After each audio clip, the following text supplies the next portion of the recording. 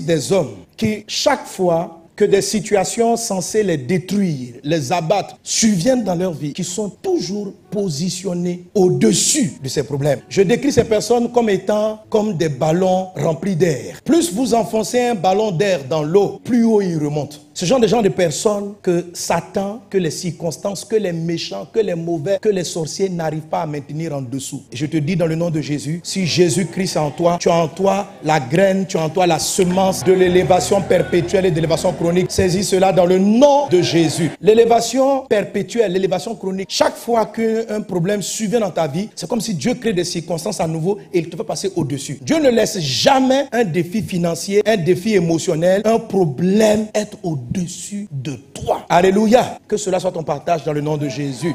L'élévation constante dont je parle est une marque spirituelle sur certaines personnes. Et je vais te dire comment est-ce qu'on l'obtient. Vous voyez dans ces textes, Jacob ou Israël avait 12 enfants et de tous ces enfants, il y avait un qui était élevé, appelé Joseph. Dieu n'élève pas un poste. Un poste est toujours élevé. Lorsqu'une personne n'est pas élevée, malgré qu'elle ait un grand poste, sa voix ne porte pas. Elle n'est pas influente. Si tu n'es pas influente, tu ne peux pas manifester les faveurs que Dieu t'a données. Donc l'élévation est un habit. C'est une onction. Le monde spirituel le perçoit. L'habit spirituel est conçu par des actions. Donc tu fais des choses habituellement et puis subitement, Dieu envoie sur toi un revêtement. Et même si tu n'es pas le chef dans un endroit, tu sens que quand Dieu te met quelque chose à cœur et que tu parles, les gens te comprennent. La Bible dit de Joseph que lorsqu'il est arrivé dans la maison de Potiphar, un esclave comme tout le monde, Potiphar l'a non seulement apprécié, Potiphar l'a établi, mais il a fait prospérer Potiphar. Ça signifie que même les autres employés suivaient Joseph. Parce que si dans une entreprise, tout le monde te combat, ton patron n'a qu'à te donner le poste que tu veux. Tu ne pourras pas travailler. Mais Joseph a fait prospérer toutes les maisons parce qu'il était influent. J'ai fouillé dans la parole de Dieu et pour remarquer quelles sont les caractéristiques des gens qui sont toujours mis au-dessus des problèmes. Et Joseph est un exemple. Ce qu'il faisait était la raison pour laquelle chez son papa, il était au-dessus. Chez Potiphar, il est passé au-dessus. En prison, il est passé au-dessus. Chez Pharaon, il est passé au-dessus. Qu'est-ce qu'il avait? La première de ces choses, Joseph savait aller de l'avant. Et quand vous lisez, il n'est pas le seul. On va visiter rapidement Job. On va visiter David. Eux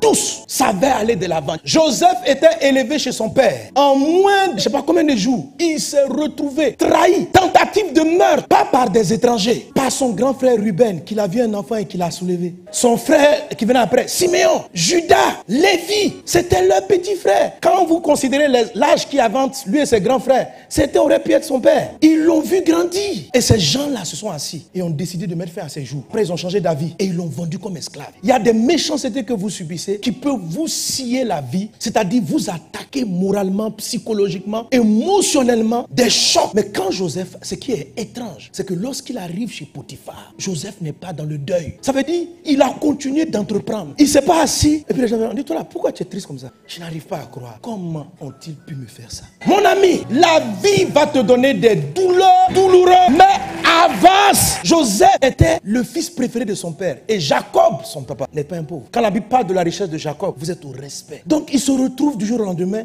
boy, esclave, par la méchanceté des personnes. Mais il a assumé sa situation. Il dit, c'est là que recommence mon histoire. On va avancer. Arrête de pleurer le passé glorieux de ton papa. Avant, votre famille, vous avez de l'argent. Mais maintenant, tu as des problèmes avec le plat de midi. Mon ami, c'est fini. Avance. Ton avenir est devant toi. Tu es toujours dans le deuil de ton passé. Quand ton mari était là, quand ta femme était là, tu avais des privilèges. Maintenant, il est parti. 2 ans, tu es toujours dans le deuil. Tu as mis un gros foulard noir. Et tu vas à l'église avec ta grosse Bible. Frère, prions, attristé, trahi par la vie. Comment ces choses-là ont pu t'arriver? Je suis triste pour ce qui t'est arrivé. Mais si Dieu t'a laissé vivant, c'est qu'il y a quelque chose devant.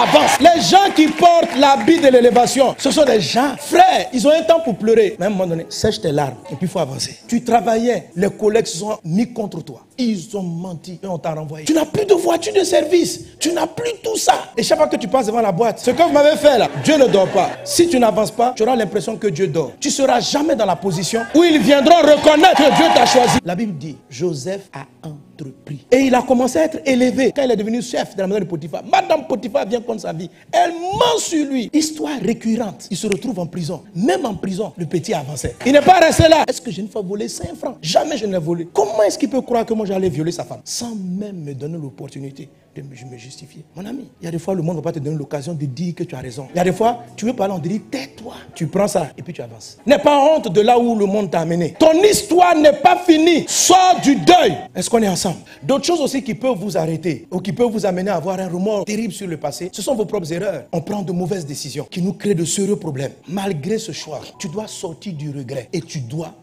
avancer. Les mauvaises décisions ont des conséquences. Il y a certaines qui sont pratiquement irrattrapables, comme un mauvais mariage. Mais même encore là, la vie ne s'arrête pas. On peut avancer. Et tu vois ça avec David. Oui, mon ami, David a fait une erreur. David a couché avec la femme de Uri. David a fait tuer son mari. Et David, après l'avoir sainteté, l'a pris comme épouse. C'est une erreur, c'est un péché. Et il en a moissonné les conséquences. Dans sa propre maison, il y a eu l'inceste. Son propre fils a couché avec ses autres femmes. C'était dur. Mais vous avez l'histoire qu'on retient de David à la fin. C'est une personne élevée. C'était des mauvais choix. Mais lorsqu'il s'est rendu compte de son erreur, il a demandé à Dieu pardon. On a dit avec les placements d'argent, agro-business, c'était on vidait les comptes de l'entreprise en disant qu'ils allaient mettre le mois suivant. Il ne fallait pas faire ça, c'est un péché. Mais tu as fait l'erreur. Tu es rentré dans un mariage compliqué. On ne t'a pas mis là-bas. C'est toi-même qui as dit oui devant les mains. Depuis cette erreur, tu n'avances plus. D'abord, répands-toi de ton péché comme David l'a fait. Il s'est repenti sérieusement. Et il a décidé